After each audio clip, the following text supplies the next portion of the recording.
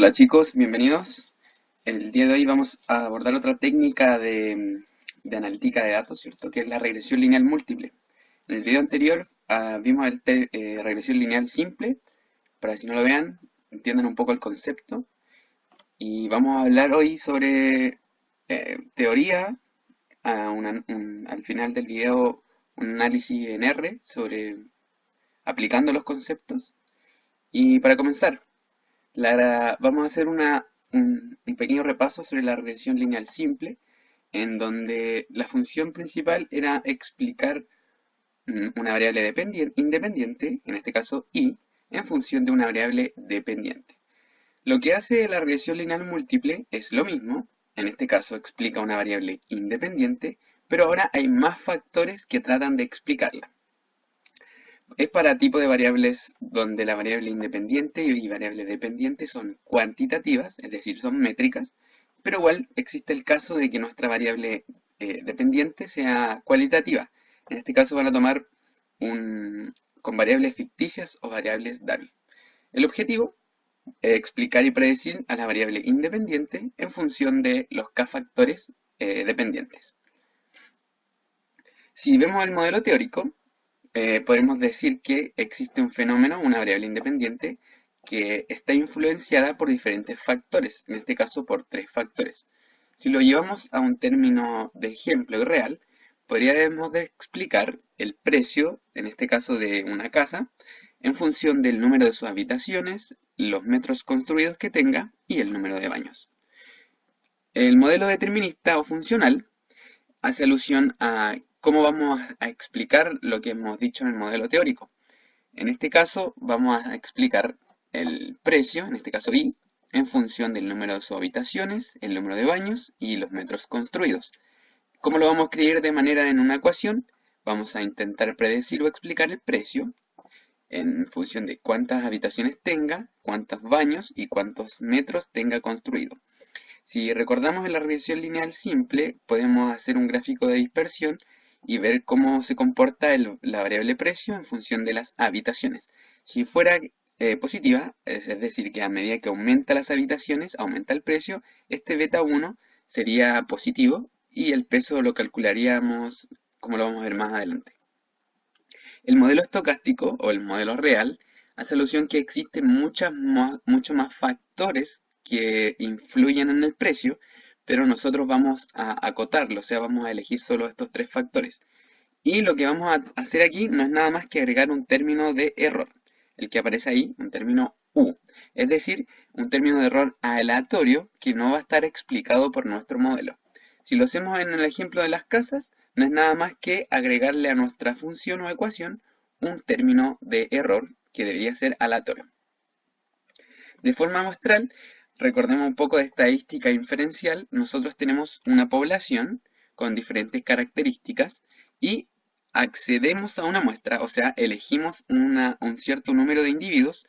Existen varias técnicas de muestreo, que en este caso no las voy a mencionar, pero la más común es un muestreo de aleatorio simple. Nosotros de la población tenemos parámetros y de la muestra estimadores. Lo que hacemos en estadística inferencial es que a través de la muestra nosotros tratamos de explicar a la población los parámetros. ¿Qué son los parámetros? Por ejemplo, está el parámetro del promedio, de la mediana, de la varianza, de la desviación. Entonces, con la muestra nosotros obtenemos información de la población y calculamos los estimadores que son de los parámetros. En este caso, los parámetros de la regresión lineal múltiple son los coeficientes que vimos antes.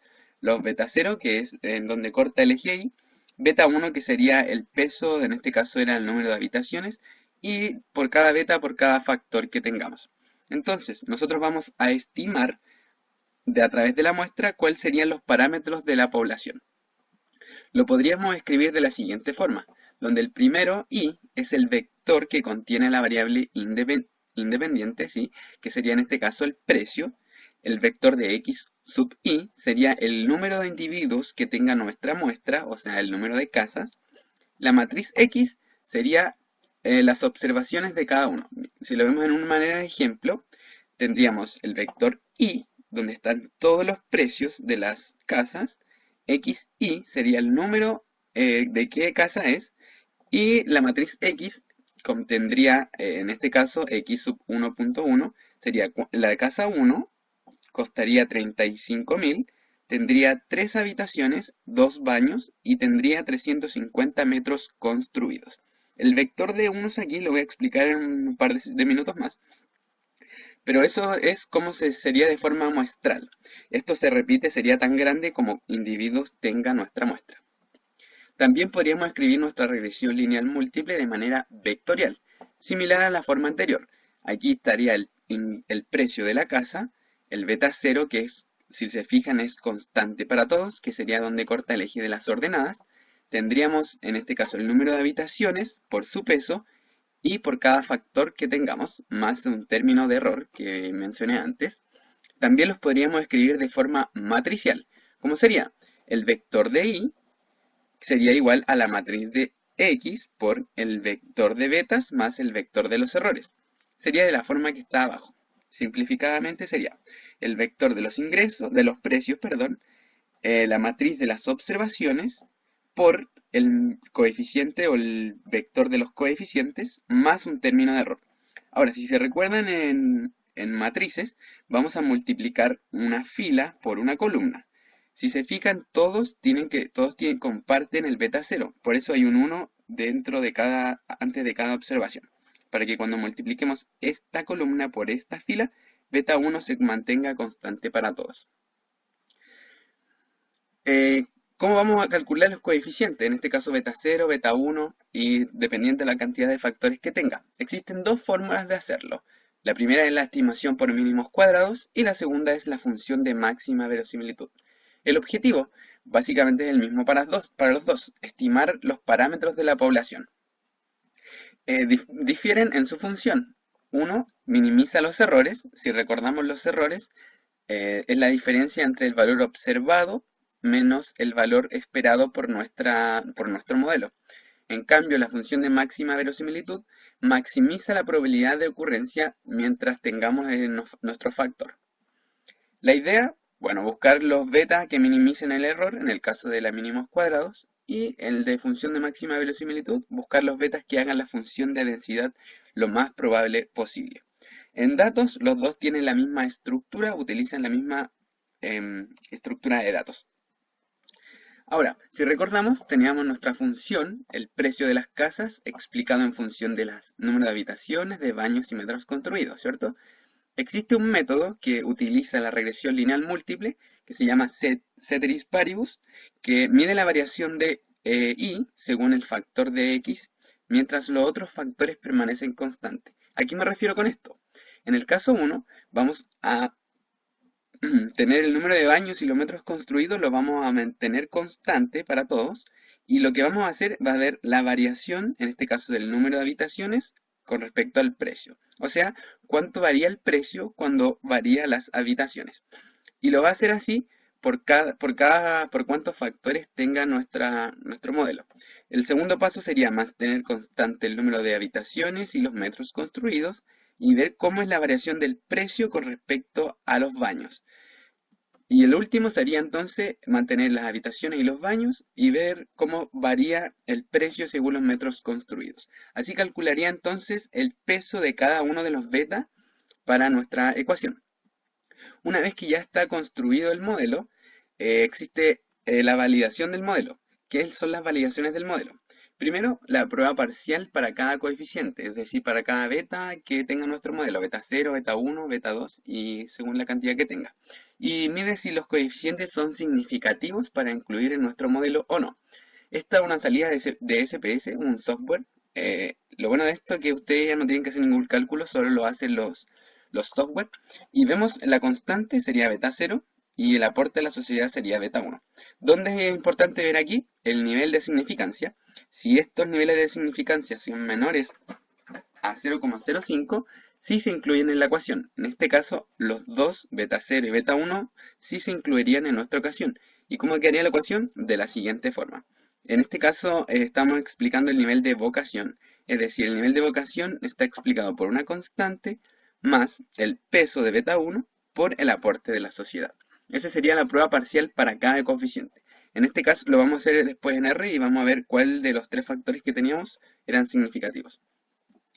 Otra prueba es la prueba global, o más conocida como ANOVA, que compara cuánto explica de nuestro modelo versus cuánto no explica.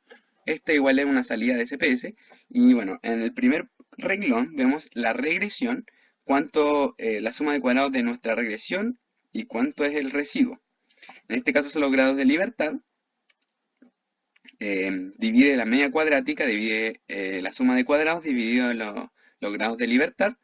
Y F divide 240 dividido el residuo, o sea, la regresión versus el residuo. Después, si recuerdan la estadística inferencial, comparábamos nuestro estadístico de prueba, que sería F, la distribución F Senedor, y la compara. Y solamente aquí ya nosotros nos enfocamos al nivel de significancia, que es el mismo, que si el nivel de significancia es menor a 0,05, el modelo nos sirve, es decir, que explica más de lo que no explica. Otro término para validar el modelo es el poder explicativo, o R cuadrado, que mide el porcentaje que explica el modelo en base al total de las observaciones. Igual, en una salida lo van a encontrar algo similar y lo encuentran ahí. Dice que en este caso el modelo explica un 72,6% del total, que es bastante bueno. Por lo general depende del analista qué nivel de porcentaje se pone como límite, pero ya sobre un 50% es un buen porcentaje explicativo. Después está el poder explicativo o R cuadrado ajustado, que lo encuentran ahí, que mide el porcentaje del modelo que explica, pero considerando la cantidad de variables que tengan de independientes. Por lo general, el R cuadrado siempre va a ser mayor que el R cuadrado ajustado. Una vez que ya validamos nuestro modelo, hay que trabajar sobre los supuestos de los residuos. Si ya saben los residuos, son la diferencia entre el valor observado y el valor que predijo nuestro modelo. El primer supuesto es normalidad de los residuos, que los residuos tienen que tener una distribución normal. ¿Y esto cómo lo vemos? Con un histograma de la variable de residuos. Y bueno, la distribución normal es la línea negra que está aquí. Si los datos se ajustan dentro de esta línea, el modelo, los residuos tendrían una distribución normal. Aquí yo, por de esas dos puntas de acá, lo entraría en duda, pero por lo general sí tiene una normalidad de los residuos. Otra forma de verlo es un gráfico de PPQQ que ve acá si la nube de puntos, en este caso los puntos azules, están dentro de la línea negra o encima de ella, también los gráficos tienen una distribución normal, o sea, los residuos, disculpen. Otro supuesto a ver es la homoselasticidad de las varianzas, que básicamente mide la varianza de los errores, es decir, que si se imaginan los metros construidos, a medida que aumentan los metros construidos, si los residuos se mantienen constantes, o sea, se ve esta nube de puntos, la varianza sería constante a través del modelo. Esto es muy hipotético y utópico, porque por lo general los modelos nunca tienen esta nube de puntos tan perfecta, pero sí lo que podemos ver es que si sigue una nube o una banda homogénea, las varianzas son constantes a medida que aumenta nuestro valor predicho. Otro supuesto a ver es la autocorrelación de los residuos. ¿Qué significa esto? Tenemos nuestro vector de los errores y bueno, si a medida que aumentan, así que tenemos los individuos, si a medida que pasan los individuos los errores aumentan, podemos decir que hay una autocorrelación dentro de los errores. O sea que hay algo que podemos explicar en el modelo y lo estamos almacenando en una variable de error. Entonces no sería de forma aleatoria. Una forma de verlo con el test de Durbit-Watson, que si nuestro modelo se encuentra dentro de 1,5 y 2,5, no hay problemas de autocorrelación. Otro supuesto a ver es la no multicoloralidad. La multicoloralidad se entiende como que las variables, los factores que explican nuestra variable independiente no son linealmente dependientes, o sea que no se pueden obtener como una combinación lineal de los demás. Básicamente lo podemos ver con un criterio de BIF, que es por cada variable. En este caso, si tiene un número mayor a 10, existe muchos problemas de multicoloralidad. Vamos a aplicar todos estos conceptos en un ejercicio, así que los invito a hacer el ejemplo práctico en R. Los invito a descargar el archivo que van a encontrar abajo.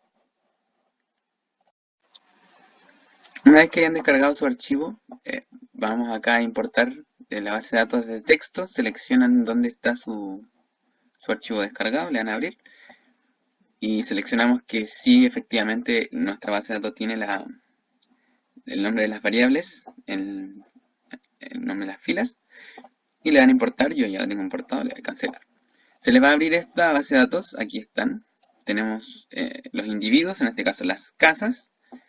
Tenemos el precio, el número de habitaciones, número de baños y metros construidos. Lo primero a hacer va a ser la función attach, que va a seleccionar las variables que tiene nuestra base de datos.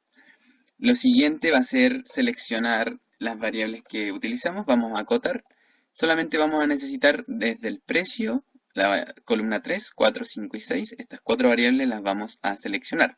Lo que vamos a intentar hacer en este ejercicio va a ser intentar predecir o explicar el precio según el número de habitaciones, según el número de baños y cuántos metros construidos tenga mi casa. Lo primero va a ser, bueno, este de aquí va a ser para quitar la notación científica. Esta función de aquí, cor, nos va a entregar una matriz de correlaciones que aparece acá abajo, que en su diagonal tiene las variables y podemos ir haciendo cruces. Por ejemplo, entre el precio y el número de habitaciones vemos esta nube de puntos. Entre el precio y los baños vemos una nube de puntos ya más clara, que es decir que podemos ya a simple vista decir que a medida que aumentan los baños aumenta el precio, y con los metros construidos ya hay una relación más clara, entre una relación positiva. Ya tenemos más o menos visualmente cuál es la relación entre las variables, pero es necesario también hacer un test de correlación de Pearson, que el test de correlación de Pearson mide qué tan fuerte es la relación entre las variables. Vamos a hacer aquí entre el precio y los metros cuadrados, nos da un valor cercano a 1, o sea que es muy fuerte y que es positiva, es decir que a medida que aumentan los metros cuadrados, aumenta el precio. Ya lo habíamos visto acá con el gráfico, pero hay una manera estadística para que lo pongan en sus informes que están relacionadas. El precio con las habitaciones nos da un 0,3, un poco más bajo, pero aún así es positivo. Podemos afirmar entonces que también existe una relación directa entre las variables, y entre el precio y el baño una variable ya bastante, un poco más alta, 0,52. Bueno, ya tenemos claro entonces que existe relación entre las variables y cómo es el tipo de esta relación. Lo siguiente va a ser creación del modelo. Lo vamos a llamar RM. Ustedes pueden llamar esto aquí como quieran. En este caso yo le puse RM. Y vamos a llamar a la función LM por defecto de RStudio, que vamos a poner aquí nuestra variable dependiente en función de las variables independientes, entre los metros cuadrados, entre los números de habitaciones y entre los baños. Si queremos hacer un resumen, le damos acá Enter, un resumen de nuestro modelo, se nos va a desplegar acá abajo en la consola diferentes cosas que tenemos que mirar. Lo primero, bueno, aquí tenemos nuestras variables, aquí va a estar nuestra fórmula, variable dependiente, variables independientes. Lo mismo aparece aquí, intercepto o la constante es el beta 0, metros cuadrados beta 1, baños, no, piezas beta 2 y baños beta 3. Lo primero a ver va a ser nuestro p-valor, que lo encontramos en esta parte de aquí. Recordemos que si el p-valor es menor a 0,05, como es en todos estos casos, vamos a incluir en nuestro modelo las variables que en este caso son todas. Si una fuera mayor a 0,5, como esta, que ya es casi no, pero si aún así entra, no lo incluiríamos en nuestro modelo y la sacaríamos. En este caso, si fuera, eliminaríamos el baño. Pero aquí aceptamos todas. Otra cosa importante ver aquí son los estimados. El valor estimado del precio se estima que parta para las casas en este valor, 74.800. Los metros cuadrados nos indica un valor positivo, 309.000. ¿Qué quiere decir esto? Que a medida que aumentan los metros cuadrados, aumenta el precio. Es decir, si mi casa tuviera, no sé, 800 metros cuadrados, en nuestra fórmula, para calcular el precio, pondríamos beta 0, este valor, más los metros cuadrados por la cantidad de metros cuadrados que tenga mi casa. Con respecto a las habitaciones, podemos ver que es un valor negativo, es decir, que a medida que aumentan los números de habitaciones, disminuye el precio, es algo bastante extraño. Con respecto a los baños, un valor positivo, también suma en el precio que tenga más baños en mi casa. Los niveles de significancia hace alusión a las estrellitas que tenemos acá. Contra más estrellitas tenga nuestro beta, nuestro coeficiente, mayor significativo va a ser en nuestra ecuación. Lo siguiente a ver es el R cuadrado, que lo encontramos acá, 0,5, 50%, bastante bueno, un poco mayor que la mitad del porcentaje. El R cuadrado ajustado se mantiene igual, pese a que este R cuadrado ajustado considera el número de variables que tenga mi modelo. F-statistic hace alusión al modelo ANOVA, es decir, que si el modelo explica más de lo que no explica, en este caso nos fijamos solamente en el p-valor, que es bastante pequeño, quiere decir que el modelo sí explica y sí sirve. Ya teníamos entonces dicho nuestro modelo, ahora nos interesaría ver sobre los residuos. Primero vamos aquí a plotear, podemos hacerlo de dos formas, ploteamos todo lo que nos tenga que salir de la regresión múltiple que hicimos y nos debería aparecer los primeros gráficos de los residuos que no aparecen, no sé por qué, vamos a hacerlo de nuevo. Y el primero que nos aparece aquí es sobre la homoselasticidad de las varianzas. Tenemos aquí los residuos y aquí tenemos los valores. Aquí está el 0 en esta línea. Recuerden que si nuestro modelo tenía una banda homogénea, es decir, que los puntos se podían eliminar, los que estaban arriba del 0 con el de abajo se eliminaban, las varianzas eran constantes. En este caso, la nube de puntos tiene una tendencia hacia arriba. Si vemos aquí hay valores atípicos, que hace alusión a que si aumenta el precio de nuestra casa, va a aumentar el error.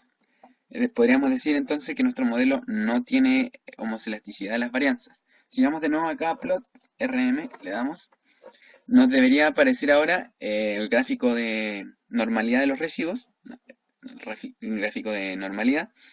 Vemos una línea punteada aquí, que si la nube de puntos se mantuviera por esta línea, podríamos decir que los residuos mantienen una distribución normal. En este caso llegan a este punto y después suben. Podríamos decir que entonces hay muchos valores de las casas que tienen mucho valor. Entonces eso hace que aumente se desvíe nuestra desviación, nuestra distribución normal. Otra forma de ver la distribución normal es haciendo un histograma, bueno, creando la variable de residuos aquí, la residual de nuestro modelo. Le damos a un histograma, acá histograma, y bueno, dentro aquí se conserva la mayor cantidad de los errores cercanos al cero, entonces podríamos decir en términos generales que nuestro modelo sí tiene distribución normal. Ya tendríamos visto entonces la distribución normal de los residuos, la homoselasticidad de las varianzas, nos quedaría ver entonces la autocorrelación de los errores. Vamos acá a llamar a este requiere el emstest para instalar el paquete donde tenemos el test de Dorbit-Watson, que está aquí. Vamos a darle al test entonces, Dorbit-Watson, y nos sale 1,9. Recuerden que si nuestro modelo estaba entre 1,5 y 2,5, no habían problemas de autocorrelación. En este caso, está 1,9, bastante bueno, no hay problemas de autocorrelación.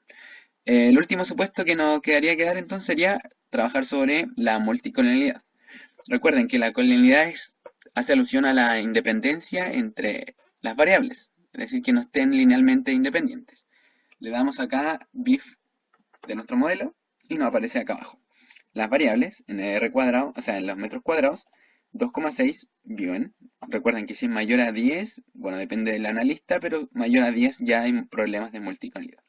Con las habitaciones, 1,5, bastante bueno, y los baños también. Y bueno chicos, eso sería por hoy. Les voy a subir el comando aquí, el script del R y la base de datos para que practiquen. Nos vemos.